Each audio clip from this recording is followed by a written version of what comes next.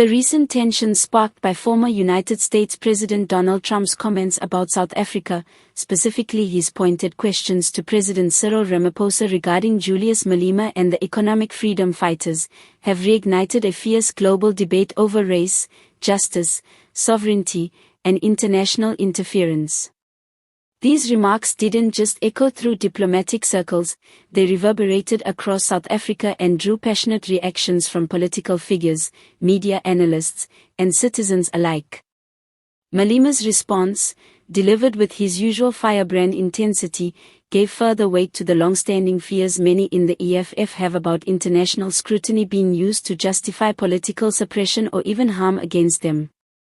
To truly understand the full depth of this unfolding story, we must go back and explore the historical context, the long-standing political and racial narratives in South Africa, and the impact of foreign commentary on domestic affairs. Only then can we grasp why Trump's words have sparked such a powerful and emotional reaction, and why Malema's dramatic but sincere warning that he may be targeted carries serious implications. South Africa has had a long and painful history when it comes to issues of land, race, and inequality.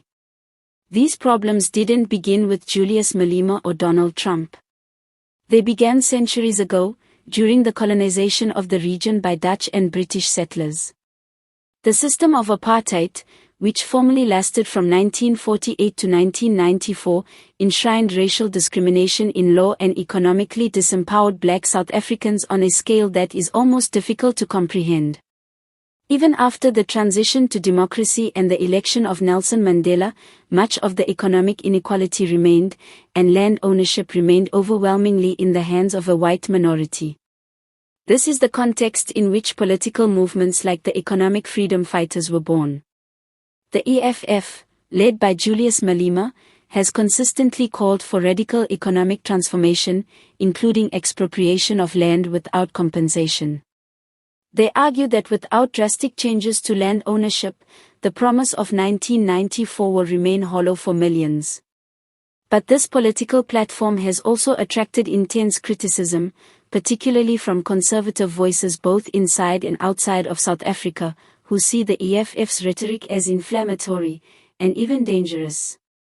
It is against this backdrop that Donald Trump's comments must be viewed. In the past, Trump has already spoken about what he called large-scale killings of white farmers in South Africa, a claim that was not supported by the country's own data, but nevertheless inflamed tensions. This time, Trump took it a step further by directly questioning President Ramaphosa about why figures like Julius Malema have not been arrested. The implication, as Malema rightly pointed out, is chilling, that they should be silenced, detained, or worse. Malema, never one to back down from a political fight, interpreted Trump's statement as a thinly veiled call for political violence. He responded by saying that as a revolutionary, he is not afraid to die. To him, martyrdom is part of the struggle for justice.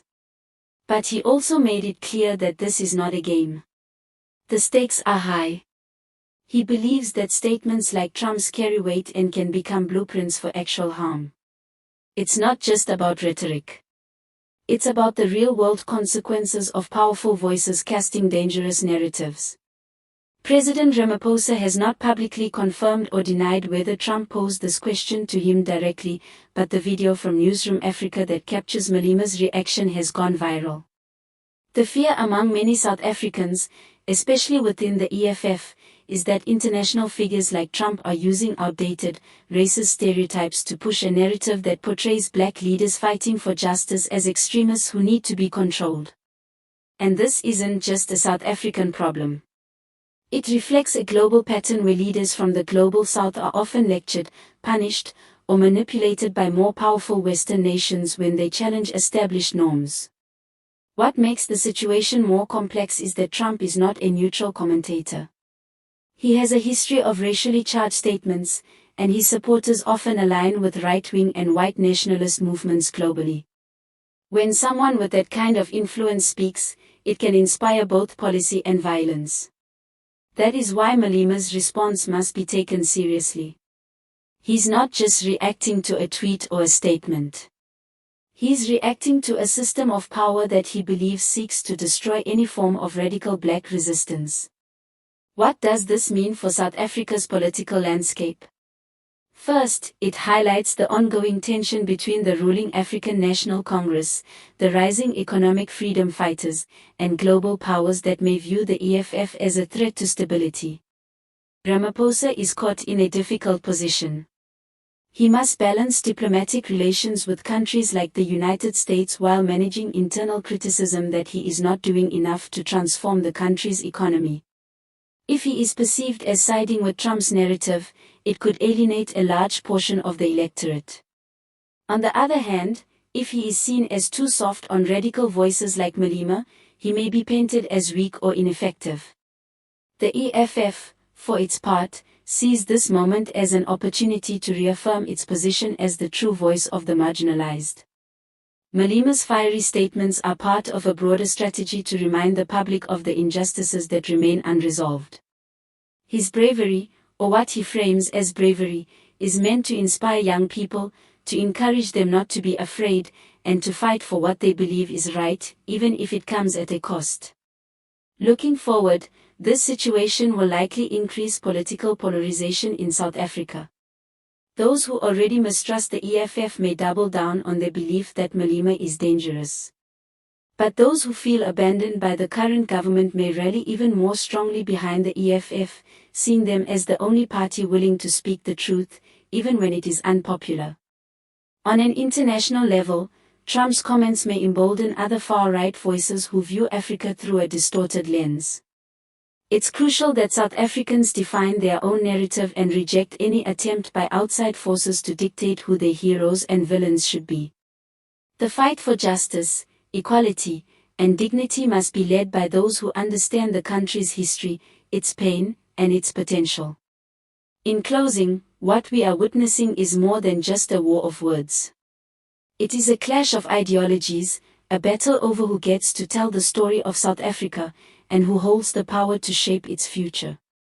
Julius Malema's defiance, Donald Trump's accusations, and Cyril Ramaphosa's diplomatic balancing act are all part of a much larger conversation about race, justice, and sovereignty. This conversation is uncomfortable, emotional, and often dangerous. But it is also necessary. If you found this video insightful, don't forget to subscribe to the Political Spectrum for more in-depth analysis and detailed breakdowns of the biggest political stories shaping South Africa and beyond. Drop your thoughts in the comments below. Do you think Julius Malema is right to be worried?